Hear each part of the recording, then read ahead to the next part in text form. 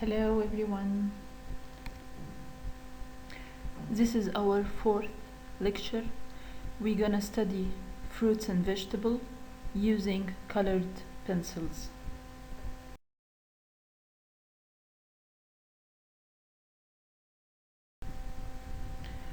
Quality of the colored pencils are incredibly important.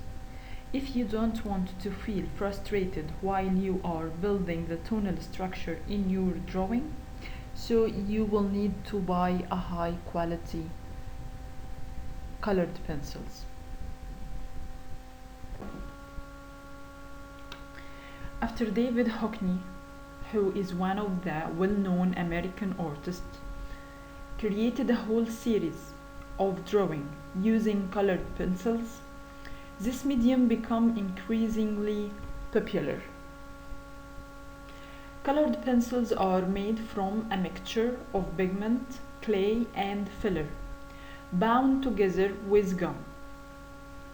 The colored sticks are soaked in wax. So, the cheaper the colored pencils are, the cheap ingredients they contain. So, don't expect to get amazing results using a cheap colored pencils. Do you remember when we was talking about pencils, the normal one, and I said that the best way to sharpen the pencil tip is by using the cutter? It's completely different in the colored pencils case, because colored pencils generally are either wax based or oil based, so using a simple hand-held pencil sharpener will be more effective relating to the colored pencils components. Successful drawing is more about how much information you have about the materials you are going to use in your drawing, not about how much enthusiastic you feel to start your drawing or how talented you are. So, as an example for the importance of the surface and the material you are going to use is, if you are working in a smooth paper, don't you ever expect a rough textured result. So the texture of the paper play vital role in the final result of your drawing. The tone of the paper is also important. If you are going to start with a white paper, you need to know that you are starting from one extreme end of the value scale. You are starting from the highlight value. So there is no wrong in starting with a white paper as long as you understand the previous information.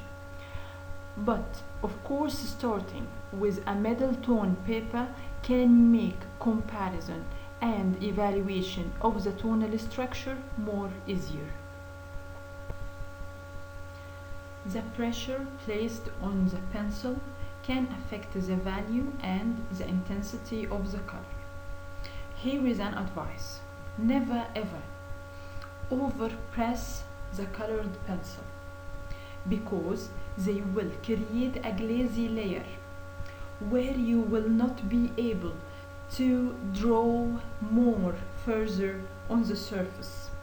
Always start and end with light pressure and put more layers.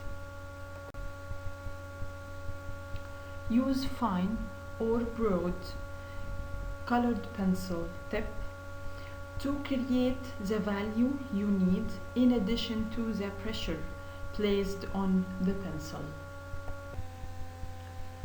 While using colored pencil on white paper, you need to know that the marks they make are transparent or semi-transparent, which means you can put down one color on top of another building up tones until you achieve the results you want. By moving the tip of the colored pencil in different directions, you will reach the tip flatter or sharper as required. Burnishing is how to create a smooth and solid color over the surface of the paper.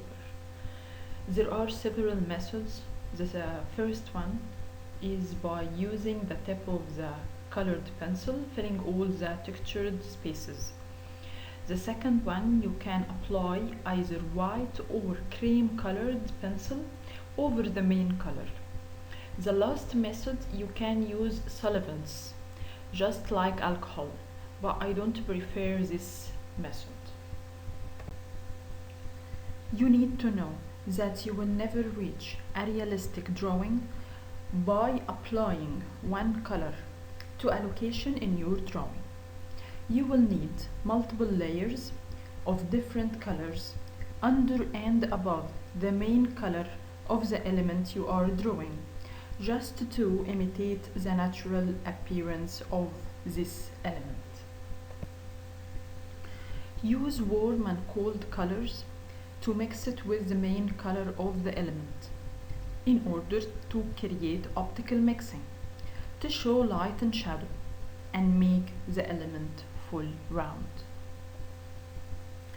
You can use hatching and cross hatching either side by side or overlay lines as this slide shows. Don't use a straight line in your hatching. Just try to apply your hatching matching with the structure of the elements. You will find curves more helpful, and consider the cross contours of the form of the element as a clue.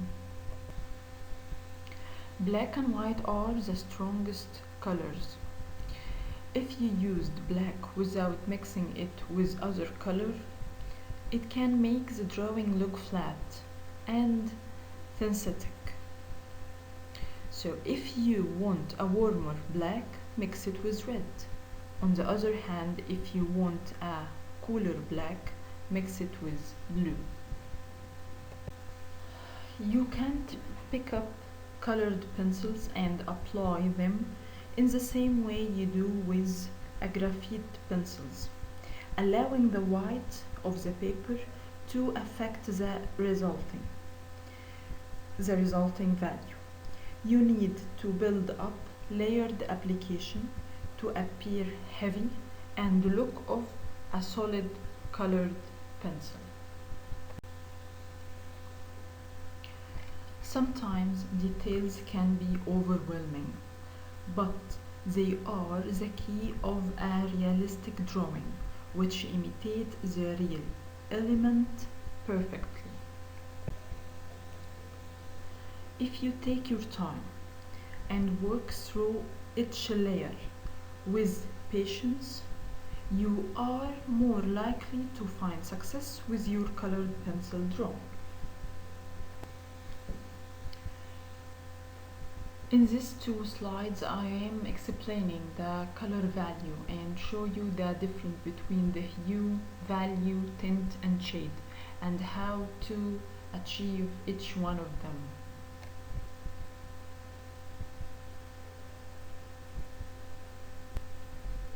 I would prefer if you do this task because it will make you more familiar with the colored pencils before you start making the drawing.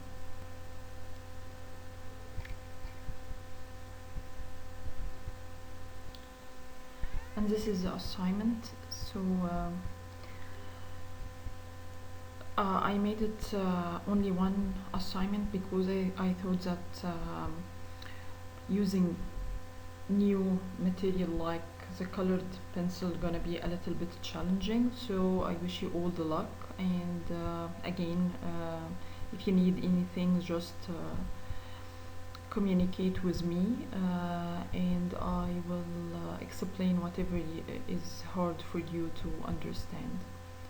Thanks a lot.